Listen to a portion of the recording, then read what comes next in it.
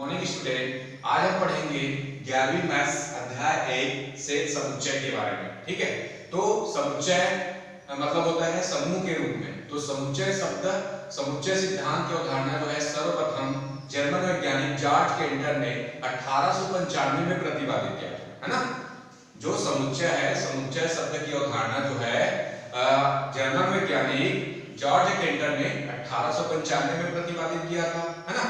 समुच्चय शब्द जो है गणितीय क्षेत्र में उसकी आधारभूत एक संकल्पना है। समुच्चय जो है गणित के क्षेत्र में एक आधारभूत संकल्पना है, क्योंकि समुच्चय शब्द जो है आगे जैसे कि प्रायिकता है, ज्यामिति है, अनुक्रम है। अनुक्रम के अंतर्गत आता है जैसे कि समांतर श्रेणी है, हरात्मक श्रेणी है, गणितीय क्या बोलते हैं गुणोत्तर श्रेणी है, आदि क्षेत्रों में इसकी आवश्यकता होती है। तो आगे देखते हैं समुच्चय शब्द की परिभाषा। समुच्चय की परिभाषा क्या होती है? तो समुच्चय की परिभाषा होती है वस्तुओं के सुप्रभाषित संग्रह को समुच्चय कहते हैं, है ना। समुच्चय की क्या परिभाषा है? वस्तुओं के सुप्रभाषित संग्रह को समुच्चय कहते हैं। जैसे कि कोई क्रिकेट मैदान है ना। जैसे कोई क्रिकेट मैदान है, उसमें 4 टीम है। जैसे कि कोई क्रिकेट मैदान है ना, जैसे कोई क्रिकेट मैदान है, उसमें 4 टीम है। जैसे भारत हो गया, इंग्लैंड हो गया,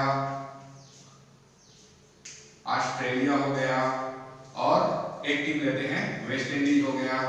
ये 4 टीम है। जैसे कोई क्रिकेट मैदान है, उसमें 4 टीम है, भारत हो गया, इंग्लैंड है, ऑस्ट्रेलिया है, वेस्ट इंडीज है। तो वहां पे हम भारतीय टीम को क्या कर रहे हैं? सुप्रभाषित कर रहे हैं, है ना। भारतीय टीम को क्या कर रहे हैं? सुप्रभाषित कर रहे हैं, क्योंकि उसकी परिभाषा होती है वस्तुओं के सुप्रभाषित संग्रह को क्या बोला जाता है?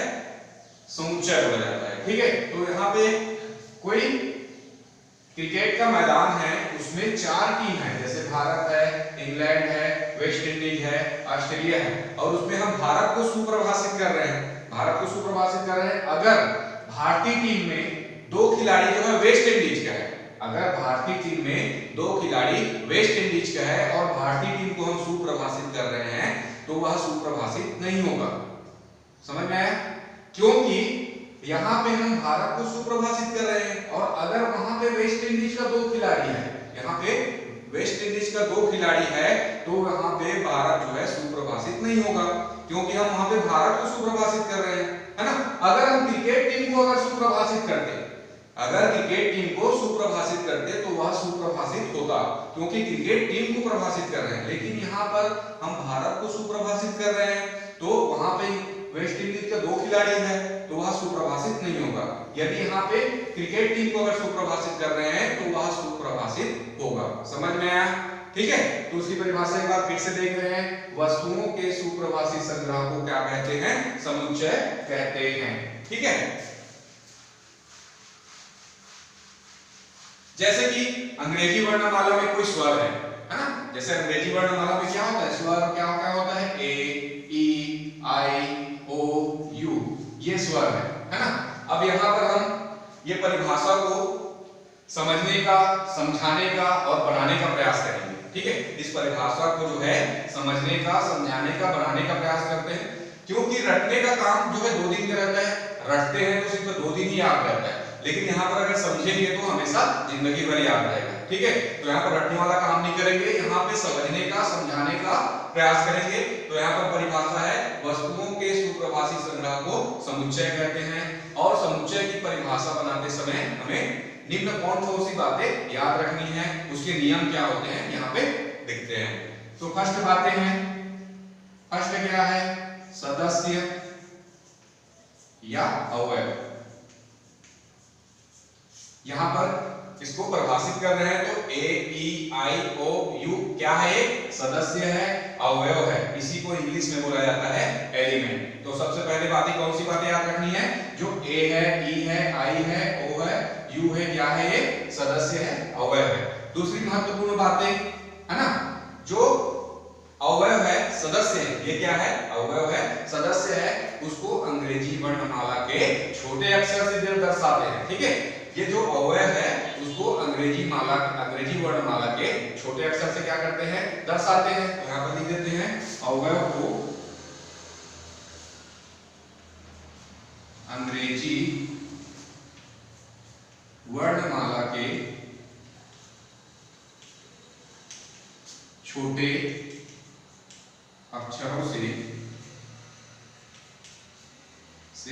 दर्शाते हैं। तीसरी महत्वपूर्ण बातें है ना, जो एलिमेंट है, जो अवयव है, जो सदस्य है, जैसे कि यहाँ पे ए जो है ई का सदस्य है, तो वहां पे कॉमा से क्या करते हैं, दर्शाते हैं। वैसे ही ई जो है आई का सदस्य है, तो इसको भी कॉमा से ही दर्शाते हैं। वैसे ही आई जो है ओ का सदस्य है, तो इसको भी हम कॉमा से दर्शाते हैं। और ओ जो है यू का क्या है, सदस्य है, उसको भी हम क्या करते हैं, कॉमा से दर्शाते हैं। तो तीसरी महत्वपूर्ण बातें क्या है, कॉमा से क्या करते हैं, दर्शाते हैं, कॉमा से दर्शाते हैं। चौथी महत्वपूर्ण बातें क्या है, यहां पर ये अवयव मिला, सदस्य मिला, अवयव को अंग्रेजी वर्णमाला के छोटे अक्षर से क्या किए हैं, दर्शाए हैं। उसके बाद जो अवयव है उसको हम कॉमा से क्या किए हैं, सेपरेट किए हैं। और इसको पूरा करने के लिए हम कर्ली ब्रेसेस का क्या करते हैं, यूज करते हैं। इसको पूरा करने के लिए कर्ली ब्रेस का क्या करते हैं, यूज करते हैं। तो ये हो जाएगा कर्ली ब्रेसेस, है ना। उसके बाद पांचवा है, पांचवा महत्वपूर्ण बातें हैं, जो यहाँ पर जो सेट बना है, ये सेट बन गया अपना, ये जो सेट बना है उसको भी तो दर्शाना है ना, जो सेट बना है उसको भी तो दर्शाना है।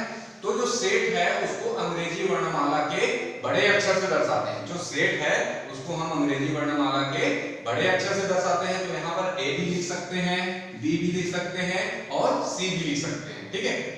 अंग्रेजी वर्णमाला के बड़े अक्षर से दर्शाते हैं, इसको सेट से। तो यह हमारा परिभाषा क्या हो गया, बन गया, ठीक है। तो फिर से रिपीट कर रहा हूं, परिभाषा होती है वस्तुओं के सूत्रभाषी संग्रह को समुच्चय कहते हैं, ठीक है। यहाँ पर हम परिभाषा बनाने की कोशिश किए हैं, है ना। तो यहाँ पे एक स्वर है ए ई आई ओ यू, है ना। अब उसमें ये जो है एक सदस्य है, अवयव है। उसके बाद सेकंड क्या है, अवयव को हम अंग्रेजी वर्णमाला के छोटे अक्षर से दर्शाए हैं। तो यहाँ पर छोटे अक्षरों से क्या किए हैं, दर्शाए हैं। तीसरी महत्वपूर्ण बात है, उसमें कॉमा से क्या किए हैं, सेपरेट किए हैं। क्योंकि जो है ए जो है ई का सदस्य होता है, उसको हम कॉमा से क्या किए हैं, सेपरेट किए हैं। चौथा महत्वपूर्ण बात है, उसको पूरा करने के लिए क्या किए हैं, कर्ली ब्रेसेस का यूज किए हैं। और पांचवा महत्वपूर्ण बात है, सेट को प्रदर्शित करने के लिए हम अंग्रेजी वर्णमाला के बड़े अक्षर से क्या किए हैं, डिनोट किए हैं। यहाँ पर अंग्रेजी वर्णमाला के बड़े अक्षर क्या क्या हो सकते हैं, ए भी हो सकता है, बी भी हो सकता है, सी भी हो सकता है। तो यहाँ पे हम ए से क्या किए हैं, डिनोट किए हैं। ये हो गया अपना सेट, ठीक है। उसके बाद देखते हैं एग्जांपल के माध्यम से देखते हैं। तो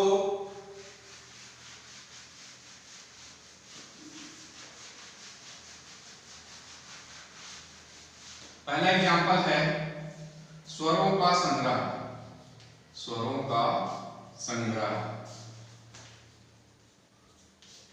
स्वरों का संग्रह।